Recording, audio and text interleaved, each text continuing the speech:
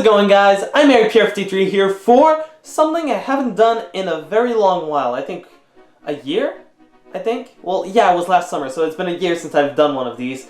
This is another custom showcase. Last time I did one of these, I did it on my custom pannier tank that I called Swindon, that I don't have in the studio with me at the moment, but yeah, like that was one of the very few customs I had ever made, and I felt like showing it off. And recently, I've been on a bit of a custom kick, mainly for Railway Tales. So I've been producing a lot of customs, and I felt like, because you guys, of course, like content, so I decided, hey, why not make a few videos on these? So the subject of this custom showcase is a custom that was featured in last episode of Railway Tales, episode 4. And that custom is, of course, Henry 1. Yeah, the focus is set. So I'm going to go over this custom in just a sec. I'm just going to push the coaches back a bit. Alright, here we go. So this is going to be a bit of an awkward setup because some of you might know that I film with the camera upside down. So this is the setup I have for this as well, because I want the best shot of this custom. So it's going to be hard to maneuver the camera around, but I'll do my best to try and make this as interesting as possible. So, for a bit of backstory purpose, Henry originally wasn't always a black 5 with a Bel-Pair firebox, as you may see in the later issues of the Railway series or the television series. Henry at first was, well, long story short, Gordon's class, the A1 class, was designed by Sir Nigel Gresley, and he had made a lot of drafts, a lot of plans for that class of locomotive that most of them ended up being scrapped. Well, a thief at one point ended up stealing some of Gresley's plans that would have led to the creation of the A1s, but when he constructed the actual engine that came from those plans, he came up with Henry, and he was a very poor design. He was a very poor steamer. And then he was sold to Sir Topham Hatt because he was desperate for engines at the time. So Henry's a bit, so maybe it's tied in with Journey Beyond Soda, or Henry's a bit of an experimental engine. But ultimately, this explains like why Gordon often like talks about how he and Henry are similar. One thing, especially in the TV show, that distinguished the old version of Henry with the new version of Henry is that he had, instead of a square firebox, he had a tapered firebox. As you see, I have added to my model. Actually, let's show a before and after of these models. So, this is an original Henry. This is a 1994 Henry. And this, I believe, is a 1997 Henry, or 1998 actually, since it has the thicker wheels. Oh, and well, I'll go to that a bit later.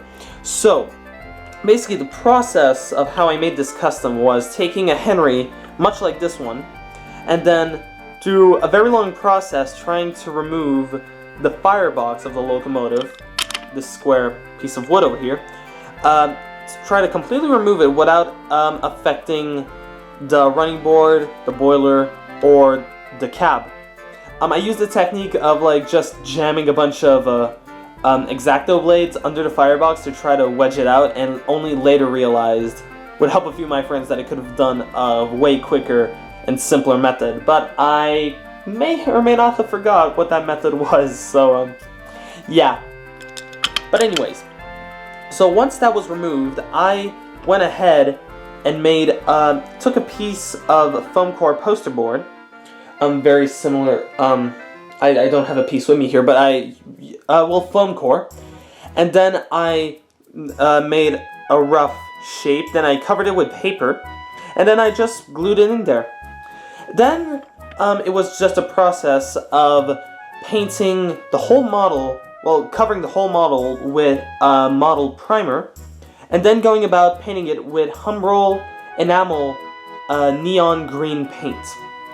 And I regret using that paint because well, enamel paints are very, very good, but it seemed that that neon paint was made for some other purpose. Like, that neon paint wasn't made to ever be, like, used in this fashion. On camera, the effect does look very good, and it does look like a factory job, but when you look at it in person, you do see that there is a very large contrast in between the color and the glossiness of the boiler and firebox and the rest of the locomotive. It's a bit less noticeable on camera, but it's still a bit noticeable. So yes, all in all, this is quite a simple custom. So one interesting thing with this model of Henry, in fact, is that it has a plastic funnel, but in the shape of a wooden railway funnel.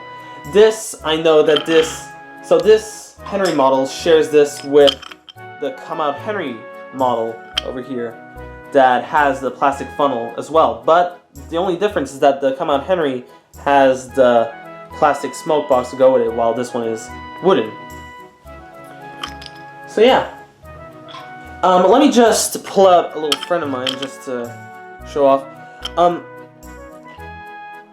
So, since this is Henry 1, I intend on using this, a Mattel Henry, as, oh god, as a post-Kipper Henry in my series. So this will actually come into play in the next few episodes of Railway Tales that I have planned, so I hope you stay tuned for that. So, I think I've covered pretty much everything I needed to cover with this specific locomotive. Yeah, I think that's it.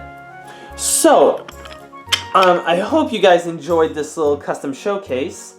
I'm going to try to do a few more of these. I have a few customs that I'm currently working on, a few that have been already made, some that I just need to put on some finishing touches, and some that I am nowhere near even starting. But as soon as I get those customs made, like what my plan is to, concerning like behind the sets videos and custom videos, is I wish to upload the custom videos and the behind the sets videos after they have been showcased in an episode. So, that's pretty much it. This was a nice little short video. I know there's another one of these coming, and I'm going to film it right after I'm finished filming this one. So I hope you guys enjoyed this video. Thanks for watching, and see you later.